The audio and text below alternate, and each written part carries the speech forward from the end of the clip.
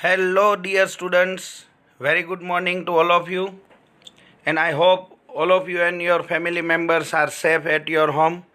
Please stay at your home and please don't go anywhere without any genuine reason. And this is the golden chance for you people to learn from home, as we are having the concept that work from home. Same way, you all will get a chance, or all of you are having a chance to stay at your home and learn. And this is also one of the great experience during this pandemic, where we can experience this kind of studies from home also. So now let us start with the subject. As you all know, I am Vaibhav Shah and I am teaching you the subject economics, and today we are going to discuss about the wealth and welfare. As we all know that both of this topic, that is wealth and welfare, is totally contrary and it is opposite of each other, but still, as it is given in a subject economics in this way, so we have to learn by this way only.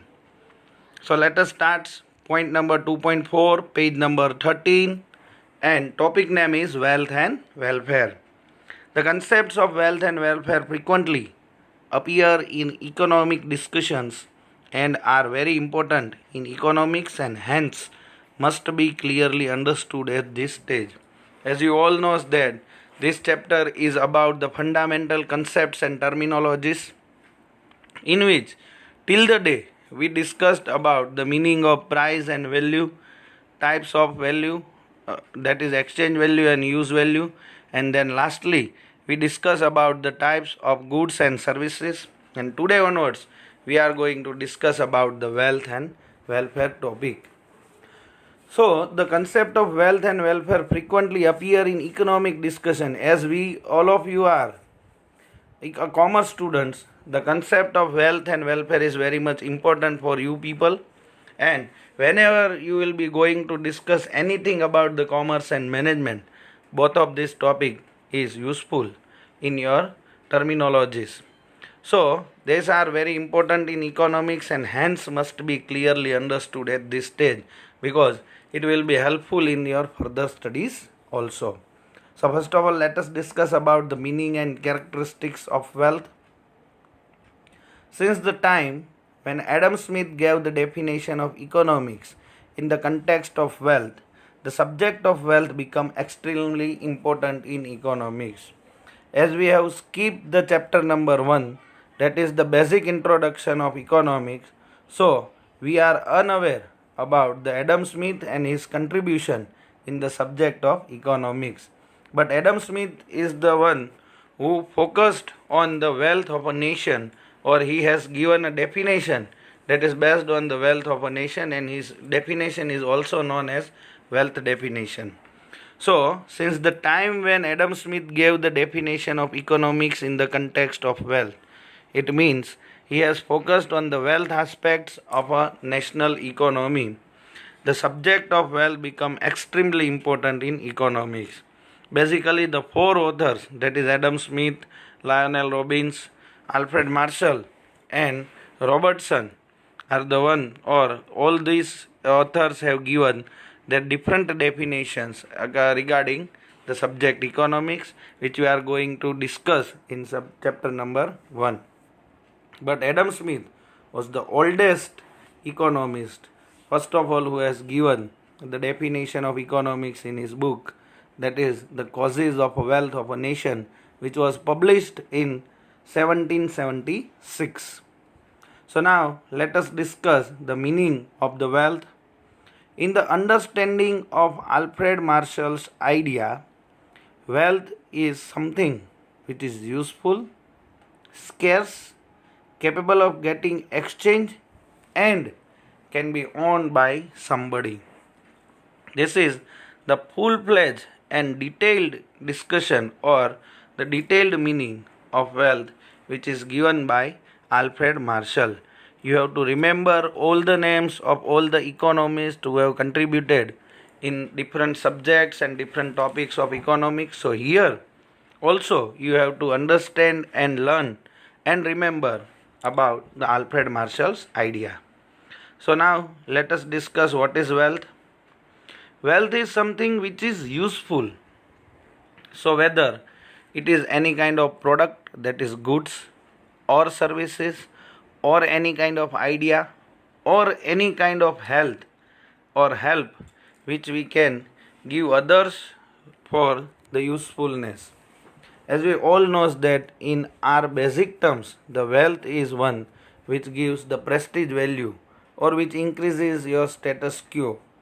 But as we all knows, the usefulness of all the wealth, that is the land, jewelry, four-wheeler, etc. is very less, but their prestige value is very high, and that's why we are using in the broader sense in the economics and routine life, and that's why the wealth is associated with something which is useful in our daily life, whether it is useful in the exchange value or in the use value. Then scarce. Have you ever wondered, or have you ever thought that why the water is not that much valuable in the terms of exchange value?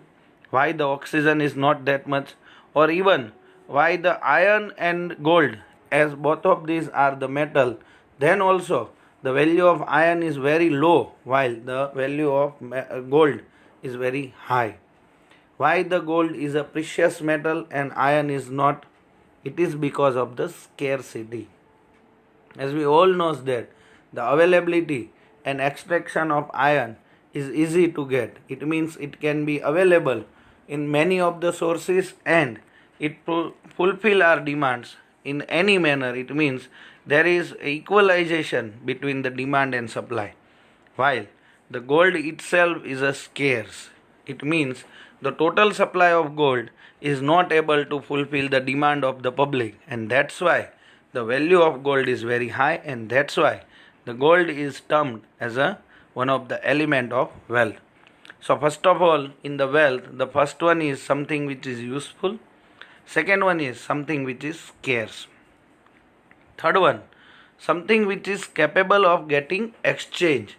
It means if you are having anything in terms of a wealth, like if you are having a valuable or a big house which can be delivered to someone else, if you are having a gold jewelry or shares or bonds or any kind of physical assets which can be termed as wealth, but when you can't give it to others or when you can't exchange it with anyone, then there is no wealth, and then there is no value of that particular wealth.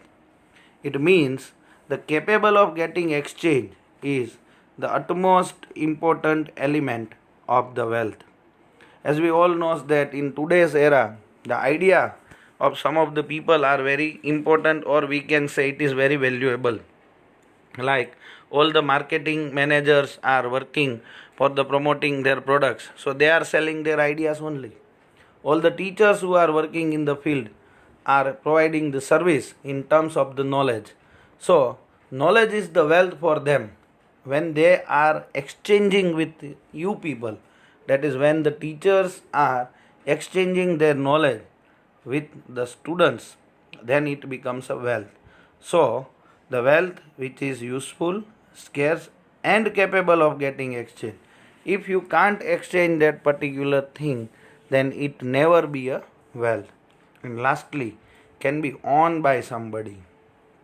The thing which is freely available or which is of free cost is no more valuable, and it cannot be said as a wealth. But when it is owned by somebody, when it is in the possession of someone, or when there is a role of excludability is there, then and then it becomes the wealth. So it means there should be someone who is the owner or who is having the owning rights of that particular product or idea or anything which is considered as a wealth. So when any of the one element or more than one element is missing amongst all these four elements, it can never be said as a wealth.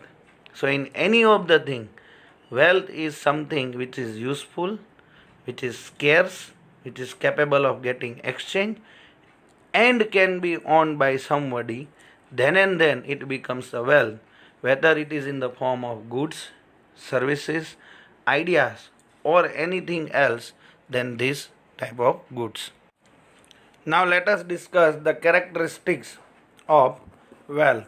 The following characteristics can be derived about wealth.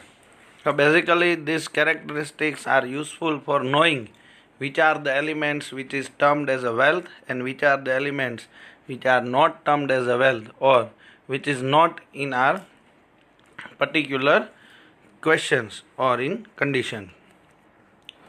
So first, that is 2.5.1 is it should possess the characteristics of usefulness. It must be useful in satisfying human wants or needs. And therefore, goods which are useful in satisfying needs of human being are wealth. For example, house, vehicle, precious jewelry, etc. So as we discussed above, in the meaning that all the things which are useful, scarce, capable of getting exchange, or we can say the can be owned by somebody are called wealth. But now let us discuss some of the important characteristics of wealth which will be useful in identifying the things which are termed as a wealth. The first is it should possess the characteristics of usefulness which we already discussed in detail, but then also let us discuss it again. It must be useful in satisfying human wants or needs. As I have mentioned that whether these needs are usefulness or we can say the use value or exchange value, but when these goods are useful in satisfying human wants or human needs, that is either it will be helpful in filling your poverty or for some kind of goods which will be useful for better living, for comfort, for luxuries, or for the necessities. But when it provides a something satisfaction to the person who is using them, then it becomes a wealth. Therefore, goods which are useful in satisfying needs of a human being are wealth. For example, house. As we all know that house is necessary for staying, or it is some kind of shelter which gives protection. Vehicle, which is the comfort and which gives the comfort when we are moving from one place to another place, or precious jewelry is useful for your prestige and status quo. In all these three examples, the needs or the wants of a particular person is different. But when all these three things are fulfilling the need of or satisfying the human needs, then we can term these three things as a wealth. So whenever it is asked in your examination that explain the meaning of wealth with some of the examples, then you have to mention the meaning which you have already discussed, and that is given by Alfred Marshall. And in example you can write this house, vehicle and precious jewelry, etc. Now let us move forward to point number second, that is it should be scarce. Those commodities which are scarce in supply in relation to demand and possess exchange value besides being useful are called wealth.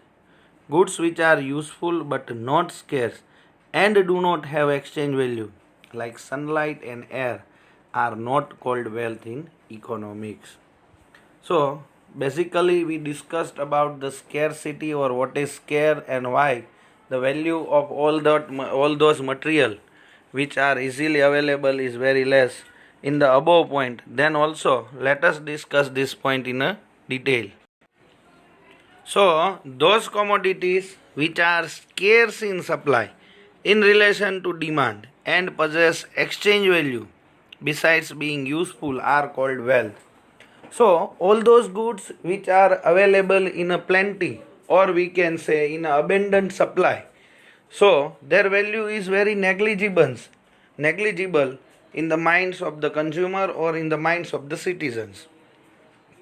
So all those commodities which are scarce in supply, and one of the human behavior is that also he or she always wants that goods only which are having very high value, or which we can say which are very scarce in terms of the supply. So those commodities which are scarce in supply in relation to their demand. As we all knows that gold is never useful for the necessity of life, or it never fulfills, or it never finish your hungerness. But then also, due to the prestige value, the demand of gold is very high. While there are some of the areas in India or in other countries also there which are providing the supply of gold. But then also today, even with the higher demand, the supply of gold is very limited, and that's why the demand for that particular good is very high, and that's why it is termed as a wealth. At the same time, the iron is also one of the metal, but it is very highly useful in other industrial purpose, and it is useful in machineries and all also. But then also their supply is very high, and that's why the iron as a metal is not considered as a wealth. So if the supply in relation to their demand is very less, then and then it only possesses the element or characteristics of wealth. Along with that, the possesses exchange value besides being useful are called wealth.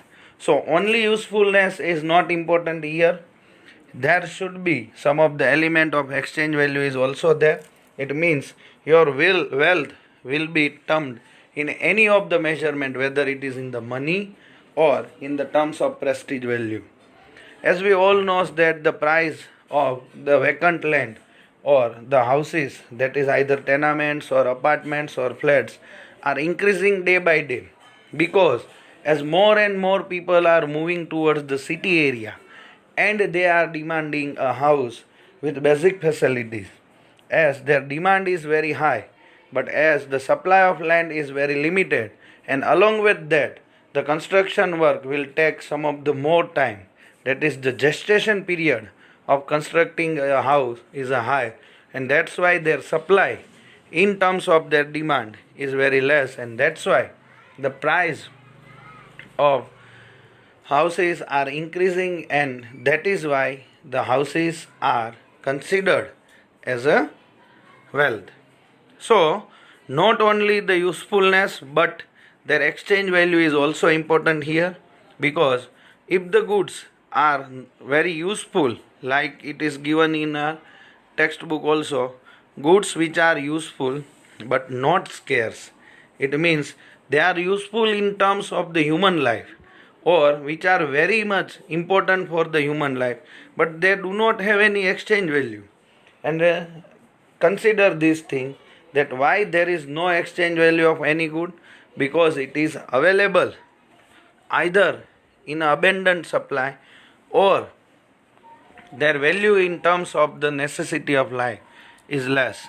So goods which are useful but not scarce and do not have exchange value, it means all those goods which are scarce but do not have exchange value, like sunlight. As you all know that sunlight is very necessity for the human life, and air are useful for the life, but as they do not possess any kind of exchange value, as it is available by free of cost by the nature, then they are not called wealth in economics.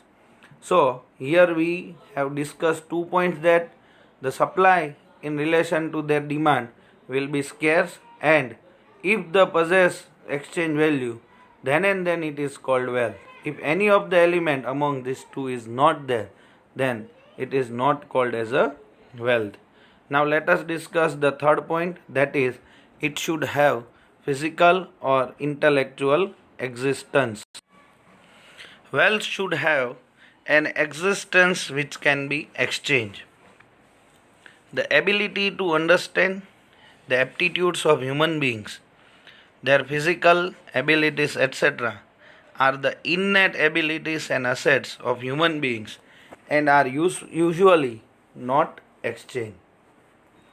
In today's world, however, the intellectual abilities of human beings, like the ability to create new ideas, are exchanged for money in the market, and hence the intellectual ability to create novel ideas and goods is called wealth. Yet, the ability of a scientist to think is her quality and not wealth, but the novel idea created by the scientist is wealth. So, the point number 3 is clearing so many doubts regarding the wealth, and it is one of the important characteristics which suggests that it should have a physical, it means the thing which can be seen or which is able to touch or touchable is called physical, or intellectual, it means it is the notion of a mind, or we can say some kind of mentality, or we can say some of the novel ideas of the mind is also called as a wealth if it fulfills the above two characteristics or above two conditions. So now let us discuss this point in detail also. Wealth should have an existence which can be exchanged. As we have already discussed in the meaning that wealth should be something which is useful, scarce, and can be able to exchange. So third one is here that wealth should have an existence which can be exchanged with anyone. Either they are required it, or it is their necessity or their want satisfying power. The ability to understand, the aptitude of human beings, their physical abilities, etc., are the innate abilities and assets of human being, and they are usually not exchanged. As we all knows that in our classroom also there are some of the students who are capable to understand everything very quickly. Their grasping power is very high, so they can understand each and every point very easily and within a short span of time. While there is some of the students who are literally suffering from all this particular, means they are suffering from the lack of all these abilities, and they are struggling to understanding the concepts which are discussing in the classroom. So the ability to understand, the aptitudes of human being, it means your skills, your abilities, your capacity to work, etc., everything. Their physical abilities, as we all are seeing, or as we all are knowing that the physical ability of the different persons are also different. Some of the persons are having a very strong physical abilities, or they are having a very strong physics also, while some of the persons are not able to stay even for a longer period of time, or we can say they are very weak. So the ability to understand, the aptitudes of human beings, their physical abilities, etc., are the innate abilities. It means it is inherent, or we can say it is in that person from the starting or by birth. And assets, if it is in your favor, that means your ability to understanding is very high, your aptitude is also very high, and your physical abilities is also high. It means you are stronger than others. Then these are the assets of your human beings and are usually not exchanged. Think about this. These are the assets, or these are the wealth which cannot be exchanged with anyone. So as it is having all the other characteristics of wealth, that it is the useful in your routine life, and as it is scarce also, but when it is not able to exchange with anyone, it is not termed as a wealth. It is wealth for that person only, but when it is not exchanged or transferred to anyone, we cannot say that this is the wealth for everyone. So if it lacking third element, that it is capable of exchanging, then it is not wealth. So here the capable of exchanging is not there, and that's why it is not termed as a wealth. Now let us move forward. In today's world, however, the intellectual abilities of human beings, like the ability to create new ideas, are exchanged for money in the market, and hence the intellectual ability to create novel ideas and goods is called wealth. As we all knows that here in today's world, there are so many people who are providing their expert services, like chartered accountants who are providing their services in financial terms, doctors who are providing their services in terms of your health, company secretaries are providing their services on terms of the incorporation and running of a companies, teachers are providing their services for the betterment and for career building. So in today's world, however, the intellectual ability, it is means the capacity of mind, the capacity of thinking, the capacity of new ideas of human beings. Like, so here they have mentioned some of the intellectual abilities, like ability to create new ideas. As we all are knowing, or as we all are seeing in television also, there are different advertisement are coming with the different ideas, and sometimes we are very surprised that how this happens, or how this idea comes to in mind of any person.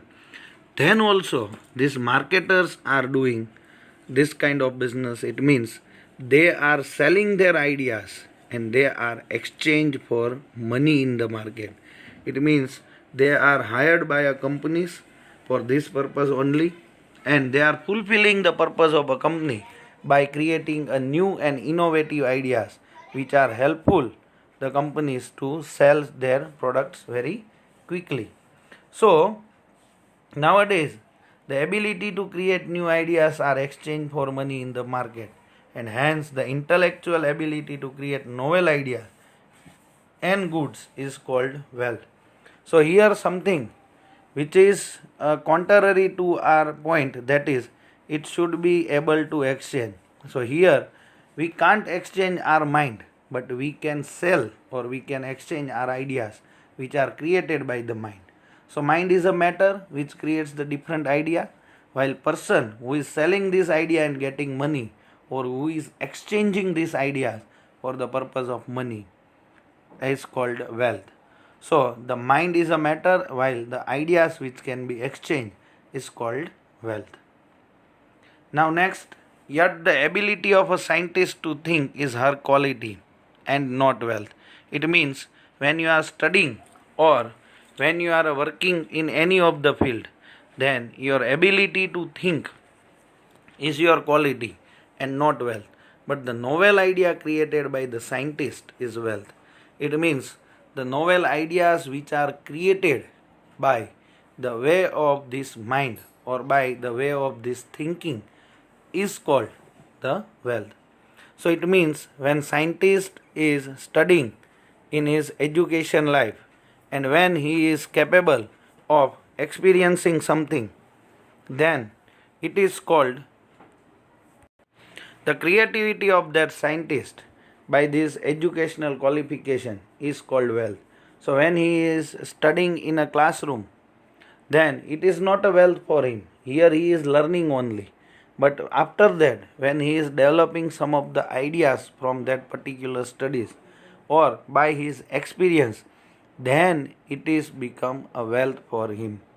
As we are seeing that in today's world, there are so many different kind of innovations and inventions are done by different scientists. As we all are wondered that how without any kind of wired connection we can talk with each other through the cellular phone. So it is one of the idea when it comes to in the mind of a scientist. But when this idea is fulfilled, it becomes a wealth for that particular person.